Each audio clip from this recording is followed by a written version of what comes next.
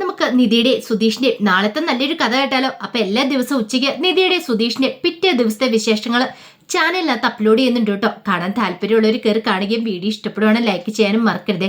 അങ്ങനെ നാളത്തെ കഥയെ നമ്മൾ കാണുന്ന ഒടുവില് സുഭാഷിന്റെ കല്യാണം മുടങ്ങുവാണ്. കൃത്യസമയത്ത് സുനന്ദയ്ക്ക് അങ്ങോട്ടേക്ക് എത്താൻ പറ്റിയില്ല. നിധിക്ക് ഭയങ്കര വിഷമമായി. താനാണ് ഇവരെല്ലാരും കൂടെ ക്ഷേത്രത്തിലേക്ക് കൂട്ടിക്കൊണ്ടു വന്നേ. താൻ വാക്കുകൊടുത്തതിന്റെ പേരിലാണ് സുഭാഷനെ ഒരുങ്ങിക്കെട്ടി ക്ഷേത്രത്തിലേക്ക് വന്നേ. പാപം, താൻ സുഭാഷനെ ചതിച്ചു എന്നൊരു ചിന്ത നിധിയുടെ മനസ്സിലുണ്ടാവുന്നുണ്ട്. നിധി അവിടെ നിന്ന് കരയുവാണ്. അപ്പോഴേക്കും സുഭാഷ് പറഞ്ഞു, എന്തിനാ മോളെ കരയണ? നീ കരയേണ്ട കാര്യമൊന്നും ഇല്ലാന്ന് പറഞ്ഞു.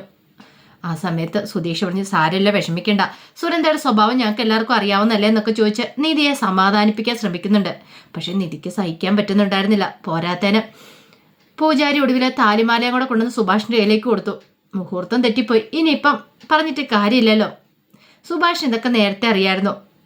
നിധി പറഞ്ഞപ്പോൾ തന്നെ സുഭാഷ് അതുകൊണ്ട് എതിർത്തെ. കാരണം സുനന്ദയുടെ വീട്ടുകാർ ഒരിക്കലും സമ്മതിക്കില്ല, ഒരിക്കലും ഇതിന്.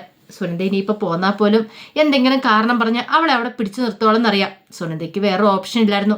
സുനന്ദ പോരാനായിട്ട് ഇറങ്ങിയതാണ്. ആ സമയത്താണ് ലളിതയുടെ ആത്മഹത്യാ ഭീഷണിയും കാര്യങ്ങളൊക്കെ. എന്ത് ചെയ്യാൻ പറ്റും? താൻ ഇറങ്ങിപ്പോന്നതിന് ശേഷം തൻ്റെ അമ്മയ്ക്ക് എന്തെങ്കിലും സംഭവിച്ചാൽ പിന്നെ തനിക്ക് ആജീവനാന്തകാലം മുഴുവൻ ദുഃഖിക്കേണ്ടതായിട്ട് വരും. താൻ കാരണം ആർക്കും ഒന്നും സംഭവിക്കരുത് എന്നൊരു ചിന്തയായിരുന്നു സുനന്ദയുടെ മനസ്സിൽ. പക്ഷെ ഇതൊന്നും നിധിയോ സുഭാഷോ ആരുമായിട്ട് അറിയുന്നുണ്ടായിരുന്നില്ല. ഒടുവിൽ സുധീഷ് പറഞ്ഞു, നമുക്ക് വീട്ടിലേക്ക് പോകാമെന്ന് പറയണം. അങ്ങനെ എല്ലാവരും കൂടെ വിഷമത്തോടെ വീട്ടിലേക്ക് വരിക. സുഭാഷ് അതിനുശേഷം പുറത്തേക്ക് പോയി ജോലിക്കായിട്ട് സുഭാഷ് പോവുകയും ചെയ്തു. വീട്ടിലിരുന്നിട്ട് കാര്യമില്ലല്ലോ. അങ്ങനെ അന്ന് പകല് കഴിഞ്ഞ് വൈകുന്നേരം ആയി കഴിഞ്ഞപ്പോൾ സുഭാഷ് ജോലി കഴിഞ്ഞ് വീട്ടിലേക്ക് വരിക. ആ സമയത്ത് ഭയങ്കര സങ്കടമായിപ്പോയി നിധിക്ക്. നിധി സുഭാഷിൻ്റെ അടുത്തേക്ക് നിന്നു. സുഭാഷിൻ്റെ അടുത്ത് നിന്നിട്ട് പറഞ്ഞു, സുഭാഷ് ചേട്ടാ, ഞാൻ കാരണമല്ല ഇങ്ങനെയൊക്കെ സംഭവിച്ചേ. എന്ത് സംഭവിച്ചെന്ന്? അല്ല, വിവാഹം മുടങ്ങിയത്. അത് ഇതുവരെയായിട്ടും വിട്ടില്ലേ? ഞാൻ അതിനെക്കുറിച്ച് മറന്നു കഴിഞ്ഞു. എനിക്കറിയായിരുന്നു ഇതൊക്കെ ഇങ്ങനെയാ സംഭവിക്കുള്ളെന്ന്. പിന്നെ നീ എന്തിനാ മോളെ വിഷമിക്കണമെന്ന് ചോദിച്ചു. എന്നാലും ഞാൻ കാരണം. അപ്പോഴേക്ക് സുധീഷ് പറഞ്ഞു, പകൽ ഇത് തന്നെ പറഞ്ഞുകൊണ്ടിരിക്കുക. ഞാൻ കുറേ സമയം ആശ്വസിപ്പിക്കാൻ ശ്രമിച്ചു. സുഭാഷ് ചോദിച്ചു, അല്ല, ഉച്ചയ്ക്ക് ഞാൻ കാര്യമായിട്ടൊന്നും ഉണ്ടാക്കി വെച്ചിട്ടില്ലായിരുന്നു. നിങ്ങളോട് പുറത്തുനിന്ന് വാങ്ങിച്ച് കഴിക്കാൻ വന്നിട്ട് കഴിച്ചോന്ന് ചോദിച്ചു. അപ്പോഴേക്കും സുധീഷ് പറഞ്ഞു, പുറത്തുനിന്ന് ആഹാരം വാങ്ങിയായിരുന്നു പറഞ്ഞു. ആ സമയത്ത് നിധി കരച്ചിൽ നിർത്തുന്നില്ല. സുഭാഷ് പറഞ്ഞു, ഇത്ര മാത്രം കരയേണ്ട കാര്യമൊന്നുമില്ല. എനിക്കറിയാലോ. അതെ, നീ നല്ലതിന് വേണ്ടിയിട്ടാ ചെയ്തേ. പക്ഷേ എങ്കിലും സുനന്ദയ്ക്ക് വരാൻ പറ്റിയില്ല. ചിലപ്പോൾ അവൾക്ക് അവിടെ എന്തെങ്കിലും ബുദ്ധിമുട്ടുണ്ടായി കാണുമായിരിക്കും. എൻ്റെ കാര്യം ഇങ്ങനെയൊക്കെയാ, അതിങ്ങനെയൊക്കെ നടക്കുള്ളൂ. അതൊന്നും ഓർത്ത് നിങ്ങളാരും വിഷമിക്കേണ്ട. അത് കേട്ടപ്പോൾ നിധി പറഞ്ഞു, സുനന്ദ വരുമെന്ന് ഞാൻ പ്രതീക്ഷിച്ചു. അവൾ വാക്ക് മാറില്ല എന്ന് ഞാൻ കരുതി. പക്ഷെ ഇങ്ങനെയൊക്കെ സംഭവിക്കുന്നത് ഞാൻ പ്രതീക്ഷിച്ചില്ല. എന്നോട് ക്ഷമിക്കാനൊക്കെ പറഞ്ഞുകൊണ്ട് കാലി വീണ് ക്ഷമ ചോദിക്കാൻ തുടങ്ങുമ്പോൾ സുഭാഷ് പറഞ്ഞു, എന്താ മോളെ കാണിക്കണേ? ഇതിൻ്റെ ആവശ്യമൊന്നുമില്ല. നീ എൻ്റെ അനുജത്തിക്കുട്ടിയല്ലേ. നീ ഒരു തെറ്റും ചെയ്തിട്ടില്ല. നിന്നെ എനിക്കിഷ്ടമാണ്. കാരണം നീ എൻ്റെ നന്മയെ കരുതി ഓരോ കാര്യങ്ങൾ ചെയ്തതാ. പക്ഷേ അത് സാരമില്ല, എനിക്ക് യോഗമില്ലാന്ന് ഞാൻ കൂട്ടിക്കോളാം. അതിൻ്റെ പേരിൽ ഇങ്ങനെ ടെൻഷൻ അടിക്കേണ്ട കാര്യമില്ല. എനിക്കറിയാലോ എൻ്റെ കാര്യം. എനിക്ക് വിഷമമൊന്നും ഇല്ലയെന്ന് പറഞ്ഞ് അങ്ങനെ ആശ്വസിപ്പിച്ചു. പിന്നീട് സുധീഷിനോട് പറഞ്ഞു, എടാ, നീ ഒരു കാര്യം ചെയ്യുക, നിധിയെ കൊണ്ട് പുറത്തേക്കൊന്ന് പോയിട്ട് വാ, ഒന്ന് ചുറ്റിക്കിറങ്ങിയിട്ട് വരാൻ പറഞ്ഞു. കാരണം ഈ വീട്ടിനകത്ത് നിന്നിട്ടുണ്ടെങ്കിൽ ഇനിയും നിധിക്ക് സങ്കടം കൂടത്തുള്ളൂ സുഭാഷിനെ കാണുമ്പോൾ. അങ്ങനെ നിധിയെയും കൂട്ടിക്കൊണ്ട് സുധീഷ് പുറത്തേക്ക് പോവാണ്. അപ്പോഴേക്കും നികേഷ് പറഞ്ഞു, പാവം നിധിയടുത്തി ഒത്തിരി പ്രതീക്ഷിച്ചിട്ടുണ്ടായിരുന്നു സുഭാഷ് ഏട്ടൻ്റെ സുനന്ദയുടെയും വിവാഹം. സാരമില്ലടാ, പോട്ടെ. ഇപ്പോഴേക്കും ഹരീഷ് പറഞ്ഞു, ഞങ്ങൾക്കും അതുപോലെ തന്നെയായിരുന്നു. ഞങ്ങളും പ്രതീക്ഷിച്ചിട്ടുണ്ടായിരുന്നു സുഭാഷ് ഏട്ടന് നല്ലൊരു ജീവിതം കിട്ടുമെന്ന്. ഞാൻ അങ്ങനെയൊന്നും പ്രതീക്ഷിച്ചിട്ടില്ലടാ, എനിക്കറിയാലോ എന്നൊക്കെ പറഞ്ഞ് സുഭാഷ് ഒന്നും മിണ്ടാതെ അകത്തേക്ക് കയറിപ്പോയി. പിന്നീട് പുറത്തു വന്നു കഴിഞ്ഞപ്പോഴത്തേന് സുധീഷ് നിധിയോട് പറഞ്ഞു, അതെ, വിഷമിക്കൊന്നും വേണ്ട, സങ്കടപ്പെടണ്ട. സുഭാഷ് ഏട്ടന് വിഷമമൊന്നും ഇല്ലാന്ന് പറഞ്ഞു. എന്നാലും ഞാൻ കാരണമല്ലേ. സുഭാഷ് ഏട്ടന് നല്ല പ്രതീക്ഷ ഉണ്ടായിരുന്നു തോന്നേ. ഞാനും ഇത്രയ്ക്ക് പ്രതീക്ഷിച്ചില്ല. ഞാൻ കരുതിയത് സുനന്ദ അങ്ങോട്ടേക്ക് വരുമെന്നാ. സുനന്ദ എനിക്ക് വാക്ക് തന്നാ വരുമെന്നും പറഞ്ഞുകൊണ്ട് ഞങ്ങൾ ആരും ആദ്യമൊന്നും പ്രതീക്ഷിച്ചിട്ടുണ്ടായിരുന്നില്ല. പിന്നെ നിധി വാക്ക് പറഞ്ഞു കഴിഞ്ഞപ്പോൾ ഞങ്ങൾ വിചാരിച്ചു വരുമായിരിക്കും എന്ന് കരുതി. അല്ലെങ്കിൽ സുനന്ദയുടെ കാര്യം ഇത്രയ്ക്ക് ഉള്ളെന്ന് പറഞ്ഞു. പക്ഷെ നഷ്ടം സംഭവിച്ചിവിടെ എനിക്കാന്ന് പറഞ്ഞു. അത് കേട്ടപ്പോൾ നിധി ചോദിച്ചു, സുധീഷിന് അതെന്ത് പറ്റി? അല്ല, താലിയും കാര്യങ്ങളൊക്കെ ഞാൻ ആ കൃത്യസമയത്ത് ഓടിപ്പോയി വാങ്ങിച്ചേ. നല്ല വിലയല്ലേ ഇപ്പോൾ സ്വർണത്തിന് വില കൂടിയിരിക്കുന്ന സമയത്ത് താലി മേടിക്കാനായിട്ട് ഞാൻ കിടന്ന് നെട്ടോട്ട് ഓടി. എൻ്റെ കയ്യിൽ പെട്ടെന്ന് പൈസ ഇല്ലായിരുന്നു. 6000 രൂപ ഉണ്ടായിരുന്നുള്ളൂ. 10,000-20,000 രൂപയായി താലി വാങ്ങി കഴിഞ്ഞപ്പോഴത്തേനും. എന്ത് ചെയ്യാൻ പറ്റും? പിന്നെ ഞാൻ അവിടുന്ന് ഇവിടുന്നെല്ലാം കടം മേടിച്ചു. ബിസിനസ് ചെയ്യുന്നവരുടെ അവസ്ഥയാണ്. എപ്പോഴും ചിലപ്പോൾ കൈ പൈസ ഉണ്ടായെന്ന് വരത്തില്ല. കൃത്യസമയത്ത് ചിലപ്പോൾ നമ്മുടെ കൈ പൈസ എടുക്കാനും കാണത്തില്ല. അപ്പം നമ്മൾ ചിലപ്പോൾ ഓടേണ്ടതായിട്ട് വരുമെന്നൊക്കെ പറഞ്ഞു. ഇത് കേട്ടപ്പോൾ നിധി പറഞ്ഞു, അല്ല, ഞാൻ കാരണമല്ലേ പ്രശ്നങ്ങളൊക്കെ. സാരമില്ല എന്ന് പറഞ്ഞു. അല്ല ഇനിയിപ്പോൾ ആ താലി എടുത്ത് സൂക്ഷിച്ചു വെച്ചാരെ സുഭാഷേട്ടൻ്റെ കല്യാണം നടക്കുന്ന സമയത്ത് താലി വാങ്ങണ്ടല്ലോ എന്ന് പറഞ്ഞു. അത് കേട്ട് കഴിഞ്ഞപ്പോൾ സുധീഷ് പറഞ്ഞു അത് ശരിയാ. നിധി പറഞ്ഞു നമുക്ക് വേണ്ടിയിട്ട് എത്ര കഷ്ടപ്പാട് പെട്ട സുഭാഷേണെന്ന് ആലോചിച്ച് നോക്കിയേ. നമുക്ക് വേണ്ടിയിട്ട് ഇവിടെ ഫംഗ്ഷനൊക്കെ നടത്തി കുറേ പൈസയൊക്കെ ചിലവായതല്ലേ സുഭാഷേൻ്റെ. സുധീഷ് പറഞ്ഞു അത് ശരിയാ, പക്ഷെ അതും കൊണ്ടൊരു പ്രയോജനം ഉണ്ടായില്ലല്ലോ. നമ്മുടെ ഒരു ശരിയായിട്ടുള്ള കല്യാണമായിരുന്നോ?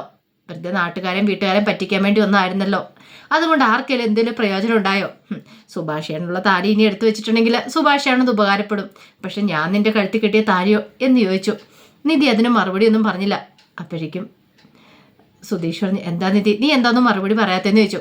ആ സമയത്ത് നിധി പറഞ്ഞു ഞാൻ എന്ത് പറയാനാ, സുഭാഷേൻ്റെ കാര്യം ഓർത്തിട്ട് എനിക്ക് സങ്കടം. ഒരു പക്ഷേങ്കിൽ സുഭാഷേൻ്റെ സുനിതയുടെ വിവാഹം നടക്കുമായിരുന്നെങ്കിൽ എനിക്ക് സമാധാനമായേനും. എനിക്ക് ഈ വീട് വിട്ട് പോകാനെന്ന് പറഞ്ഞു. വീട് വിട്ട് പോകാനോ? അതെ, ഞാൻ അതിനു മുമ്പ് പോയിട്ടുണ്ടെങ്കിൽ നാട്ടുകാർക്ക് എന്താ പറയണേ? ഈ വീട്ടിലെ പെൺകുട്ടികൾ വാഴില്ല, അല്ലെങ്കിൽ സ്ത്രീകൾ വാഴില്ല എന്നല്ലേ പറയണേ.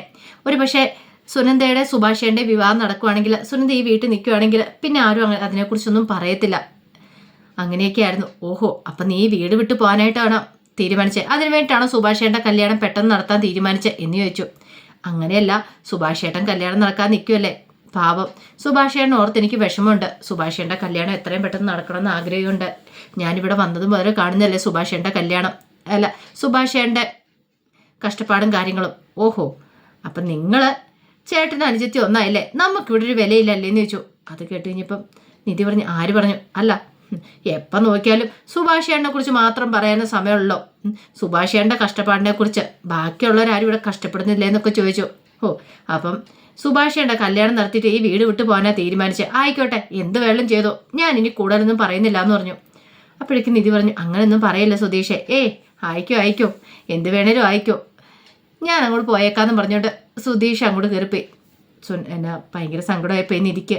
കാരണം സുഭാഷിൻ്റെ കല്യാണം നടക്കുമെന്ന് ഓർത്താ ഇങ്ങനെയൊക്കെ ചെയ്ത് അതിപ്പോൾ എല്ലാവരെയും വേദനിപ്പിച്ചല്ലോ എന്നൊരു ചിന്ത നിധിയുടെ മനസ്സിലുണ്ടായി. അങ്ങനെ പിറ്റേ ദിവസമായി കഴിഞ്ഞപ്പം സുഭാഷ് രാവിലെ അടുക്കള ജോലികളൊക്കെ തീർത്തിട്ട് ജോലിക്ക് പോകാൻ തുടങ്ങുകയാണ്. ആ സമയത്ത് നികേഷും ഹരീഷും സുധീഷും ഒക്കെ സംസാരിച്ചിരിക്കുക. അപ്പോഴേക്കും സുഭാഷ് എന്നിട്ട് പറഞ്ഞു അതെ എനിക്ക് നിന്ന് കുറച്ച് നേരത്തെ വേണം, കുറച്ച് ജോലി കൂടുതലുണ്ട്. പിന്നെ അടുക്കള ആഹാരമൊക്കെ ഉണ്ടാക്കി വെച്ചിട്ടുണ്ട്, എന്ത് വെജിറ്റബിൾ റൈസൊക്കെ ഉണ്ടാക്കി വെച്ചിരിക്കുന്നത് എന്നൊക്കെ പറഞ്ഞു. അത് കേട്ട് കഴിഞ്ഞപ്പോൾ നികേഷ് പറഞ്ഞു അത് മാത്രമേ ഉള്ളൂ എന്ന് ചോദിച്ചു. അല്ല നിനക്ക് ഇഷ്ടപ്പെട്ട കോളിഫ്ലവർ ഫ്രൈയും ഒക്കെ ഉണ്ടാക്കി വെച്ചിട്ടുണ്ടെന്ന് പറയണം. രക്ഷപ്പെട്ടു. അത് കേട്ട് കഴിഞ്ഞ് സുധീഷ് പറഞ്ഞു സുഭാഷ് ചേട്ടാ എനിക്ക് രാവിലെ എഴുന്നേറ്റിട്ട് ഒരു ഗ്ലാസ് കോഫി പോലും കിട്ടിയിട്ടില്ലെന്ന് പറഞ്ഞു. അയ്യോ ഞാനത് മറന്നുപോയി, ഇപ്പം എടുത്തിട്ട് തരാമെന്ന് പറഞ്ഞിട്ട് അടുക്കളയിലേക്ക് അങ്ങോട്ട് പോവാണ്. ഇത് കേട്ടോണ്ടാണ് നിധി അങ്ങോട്ട് വരുന്നത്. നിധി വന്നിട്ട് ചോദിച്ചു സാമാന്യ ബോധം പറഞ്ഞൊരു സംഭവം ഉണ്ടോ? സുഭാഷേട്ടൻ ഇന്ന് നേരത്തെ പോകണമെന്ന് പറഞ്ഞു കേട്ടില്ലായിരുന്നോ? പിന്നെ ഇത്രയും ജോലികൾ ചെയ്തിട്ട് സുഭാഷേട്ടൻ പോകാൻ തുടങ്ങുക, അപ്പോഴേക്കും ഇനി കോഫിയും കൂടെ എടുത്ത് തരണമെന്നൊക്കെ ചോദിച്ചു. അത് പിന്നെ ഇതേ മിണ്ടി പോയേക്കരുത്, അല്ലെങ്കിൽ തന്നെ സുഭാഷേട്ടൻ നല്ല ടെൻഷനില്ല ഇന്നത്തെ ആ പ്രശ്നം കൊണ്ട്. പിന്നെ അതിൻ്റെ കൂടെ എല്ലാ ജോലികളും സുഭാഷേട്ടനെ കൊണ്ട് തന്നെ ചെയ്യിക്കാതെ ഒരു ചായയൊക്കെ ഇട്ട് കുടിച്ചുകൂടാന്നൊക്കെ ചോദിച്ചു. അത് കേട്ടപ്പോൾ സുധീഷ് പറഞ്ഞു അത് പിന്നെ എനിക്ക് അറിയത്തില്ലെന്നായിരിക്കും പറയാൻ വരുന്നത്, മിണ്ടരുത്. അല്ല ഞാൻ ചായയല്ലേ ചോദിച്ചേ, അതിന് കാപ്പിയല്ലോ ചോദിച്ചേ, ബ്രേക്ക്ഫാസ്റ്റിനൊന്നും ഞാൻ ചോദിച്ചില്ല എടുത്തു തരാനായിട്ട്. ഇനി എങ്ങാനും അതും കൂടി എടുത്തു തരാൻ പറഞ്ഞിട്ടുണ്ടെങ്കിൽ ഉണ്ടല്ലോ എൻ്റെ വായിന്ന് വല്ലത് കേൾക്കുമെന്നൊക്കെ നിധി പറഞ്ഞു. അപ്പോഴേക്കും സുഭാഷ് ചായയൊക്കെ ആയിട്ട് വന്നു. അങ്ങനെ സുധീഷിന് ചായ കൊടുക്കണ സമയത്ത് സുഭാഷിന് ഫോണും പരിടിക്കുന്നത്. അങ്ങനെ ഫോൺ എടുത്ത് പറഞ്ഞ് സംസാരിച്ചിട്ട് സുഭാഷ് വന്നിട്ട് സുധീഷിനോട് പറഞ്ഞു എടാ അത് എൻ്റെ ഫ്രണ്ടാണ് വിളിച്ചേ, ഇന്ന് അവൻ്റെ ഓട്ടം പോകാനുണ്ടെന്ന് പറയണം. ഓട്ടോ അതെന്നെ. അപ്പം നീ ഒരു കാര്യം ചെയ്യാവോ, ഒന്നെങ്കിൽ നിനക്ക് പരിചയമുള്ള ആരുടെയെങ്കിലും വണ്ടി ഒന്ന് പറഞ്ഞു വിടുവോ, അല്ലെങ്കിൽ നീ തന്നെ ചെല്ലുമോ എന്ന് ചോദിച്ചു. രാവിലെ വരട്ട് വൈകുന്നേരം വരെ ഓട്ടോ ഉണ്ട്, എന്തോ അത്യാവശ്യ കാര്യമെന്ന് പറഞ്ഞു. ആണോ, അങ്ങനെയാണോ, അങ്ങനെ ഒരു കാര്യം ചെയ്യാം, ഞാൻ നോക്കട്ടെ എന്ന് പറഞ്ഞു. അപ്പോഴേക്കുമാണ് ഭാസ്കരൻ അങ്ങോട്ടേക്ക് വരുന്നത്. ഭാസ്കരൻ വന്ന് കയറി ഉടനെ നേരെ അടുക്കളയിലേക്ക് പോവുകയാണ്. അടുക്കളയിൽ പോയി പാത്രങ്ങളെല്ലാം പൊക്കി നോക്കുകയാണ്. ആ സമയം സുഭാഷ് എന്നിട്ടിച്ചു എന്താച്ചാ, അല്ല എന്താണ് ഇവിടെ രാവിലെ വെജിറ്റബിൾ റൈസൊക്കെ ഉണ്ടാക്കി വെച്ചിട്ടുണ്ട്, എന്തേലും ആട്ടെ എന്നൊക്കെ പറഞ്ഞുകൊണ്ട് അതൊഴിച്ച് പാത്രത്തിനകത്ത് എടുത്തുകൊണ്ട് വന്ന് ഹാളിലേക്ക് വന്നിരുന്ന് കഴിക്കുകയാണ്. അവിടെ ഇരുന്നിട്ട് നിലത്തിരുന്നിട്ട് കഴിക്കുകയാണ്. ആ സമയം നിധി ഇതൊക്കെ നോക്കി നിൽക്കുകയാണ്. അപ്പോഴേക്ക് സുഭാഷ് ചോദിച്ചു എടാ സുധീഷെ നീ ഒന്നും പറഞ്ഞില്ല, രാവിലെ തൊട്ട് വൈകുന്നേരം വരെ എത്ര രൂപയാവും? അവൻ ചോദിച്ചിട്ടുണ്ടായിരുന്നു, പൈസയുടെ കാര്യം പറയണമെന്ന് പറഞ്ഞു. ഒരു 4000 രൂപയാവും എന്ന് പറഞ്ഞു. 4000ഓ, അത് കുറച്ച് കൂടുതലല്ലേന്ന് ചോദിച്ചു. അതിപ്പോൾ എങ്ങനെയാ കൂടുതലാവുന്നേ? സുഭാഷ് എൻ്റെ ഫ്രണ്ടാണെന്ന് പറഞ്ഞ് എനിക്ക് കുറയ്ക്കാൻ പറ്റുമോ എന്ന് ചോദിച്ചു. അത് കേട്ടപ്പോൾ നിധി പറഞ്ഞു സുഭാഷ് ചേട്ടാ അന്ന് ഞാൻ അവിടെ വന്നു കഴിഞ്ഞപ്പോൾ കണ്ട ഫ്രണ്ടാണെന്ന് ചോദിച്ചു. അതേനെ അവനാ. അവന് വേണ്ടിയിട്ടാന്ന് പറഞ്ഞു. അത് കേട്ടപ്പോൾ നിധി പറഞ്ഞു, ഒരു കാര്യം ചെയ്യും സുധീഷെ, കുറച്ച് പൈസ കുറയ്ക്കാൻ പറഞ്ഞു. അതെങ്ങനെ കുറയ്ക്കണേ? കുറയ്ക്കാനൊന്നും പറ്റില്ല. ഇത് കേട്ടിരിപ്പോൾ നിധി പറഞ്ഞു, സ്വന്തം വണ്ടിയല്ലേ, സ്വന്തമായിട്ട് ട്രാവൽ ഏജൻസി ഉള്ള ആളല്ലേ, എന്നിട്ടാണ് ഇങ്ങനെ കുറയ്ക്കില്ല എന്ന് പറഞ്ഞേ. സ്വന്തം വണ്ടിയാകുമ്പോൾ കുറച്ച് പൈസയൊക്കെ കുറയ്ക്കാം. അപ്പോഴേക്കും ഭാസ്കരൻ ചോദിച്ചു, സ്വന്തം വണ്ടിയോ? സുധീഷ് ഞെട്ടിപ്പോയി, തൻ്റെ കള്ളത്തരം പുറത്ത് വരുമെന്ന് ഓർത്തിട്ട്. അപ്പോഴേക്കും നിധി പറഞ്ഞതേ, സ്വന്തം വണ്ടിയല്ലേ ഓടിക്കുന്നത്, ട്രാവൽ ഏജൻസി ഉണ്ട് താനും, അതുകൊണ്ട് പിന്നെ പേടിക്കേണ്ട കാര്യമൊന്നുമില്ലോ, കുറച്ച് പൈസയൊക്കെ ഒന്ന് വിട്ടുവീഴ്ച ചെയ്യാന്നൊക്കെ പറഞ്ഞു. അത് കേട്ടപ്പോൾ ഭാസ്കരൻ ചിരിച്ചു, ഇവന് സ്വന്തം വണ്ടി, നല്ല കഥയെ. അപ്പോഴേക്കും സുധീഷ് പറഞ്ഞു, നിങ്ങളൊന്നും മിണ്ടാതിരിക്കുന്നുണ്ടോ? ആഹാരം കഴിക്കാനാണെങ്കിൽ കഴിച്ചിട്ട് എഴുന്നേറ്റ് പോകാൻ പറഞ്ഞു. ആ സമയത്ത് ഭാസ്കരൻ പറഞ്ഞു, എൻ്റെ മോളെ, സ്വന്തം വണ്ടിയൊന്നുമല്ല, ഇവൻ കരക്കാരുടെ വണ്ടിയാ ഓടാൻ പോകുന്നെന്ന് പറഞ്ഞു. കരക്കാരുടെ വണ്ടിയല്ലോ? അതെ, ഇവനെ വാടകയ്ക്ക് വണ്ടി എടുത്തിട്ട് ഓടുക ചെയ്യുന്നേ. ഇവനെ ഒരു ടൂറിസ്റ്റ് ടാക്സി ഡ്രൈവറാന്ന് പറയണം, സ്വന്തമായിട്ട് വണ്ടിയും ചെണ്ടയൊന്നും ഇല്ലെന്ന് പറഞ്ഞു. അത് കേട്ടപ്പോൾ നിധി ഞെട്ടിപ്പോയി. സത്യമാണോ സുധീഷെ പറഞ്ഞതെന്ന് ചോദിച്ചു. അപ്പോഴേക്കും സുധീഷ് പറഞ്ഞു, അത് പിന്നെ ഞാൻ, ഓഹോ, അപ്പം എന്നോട് ഇത്രയും നാളും കള്ളത്തരം പറയുമായിരുന്നല്ലേ എന്ന് ചോദിച്ചു. അത് എനിക്ക് പറയാനായിട്ട് ഒരവസരം കിട്ടിയില്ല എന്ന് പറഞ്ഞു. അത് കേട്ടപ്പോൾ നിധിക്ക് ദേഷ്യം വന്നു. നിധി പറഞ്ഞു, ഈ വീട്ടിലേക്ക് ഞാൻ വന്നിട്ട് ഇപ്പോൾ 2-3 മാസമായി, ഇതുവരെ ആയിട്ടും എന്നോടത് പറയാനായിട്ട് സമയം കിട്ടിയില്ലല്ലേ എന്ന് ചോദിച്ചു. അത് പിന്നെ ഞാൻ കൂടുതലൊന്നും പറയണ്ട. അപ്പോഴേക്കും നികേഷ് പറഞ്ഞു, ആഹാ, കൊള്ളാലോ സുധീഷേട്ടാ, അപ്പം വലിയ വലിയ കള്ളത്തരങ്ങളൊക്കെ പറഞ്ഞുകൊണ്ടിരുന്നേ, അങ്ങനെ എല്ലാവരും കൂടെ സുധീഷിനിട്ട് പറയണം. അപ്പോഴേക്കും സുഭാഷ് പറഞ്ഞു, മതി, ഇനി നിർത്ത്, ഇനി ഇതിൻ്റെ പേരിലൊരു വഴക്കും പ്രശ്നങ്ങളും വേണ്ടാന്ന് പറഞ്ഞു.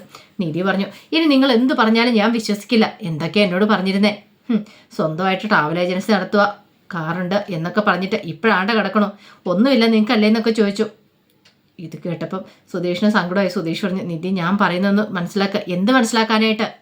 അല്ല, അത് പിന്നെ ഈ കള്ളത്തരങ്ങളൊക്കെ നിന്നോട് പറഞ്ഞേ, അന്ന് അവിടെ വന്നപ്പോൾ അല്ലേ പറഞ്ഞേ, തക്കളെ വെച്ച്, അത് നമ്മുടെ കല്യാണത്തിന് മുമ്പല്ലായിരുന്നോ, അതിന് ശേഷമല്ലേ ഇങ്ങനെയൊക്കെ സംഭവിച്ചേ.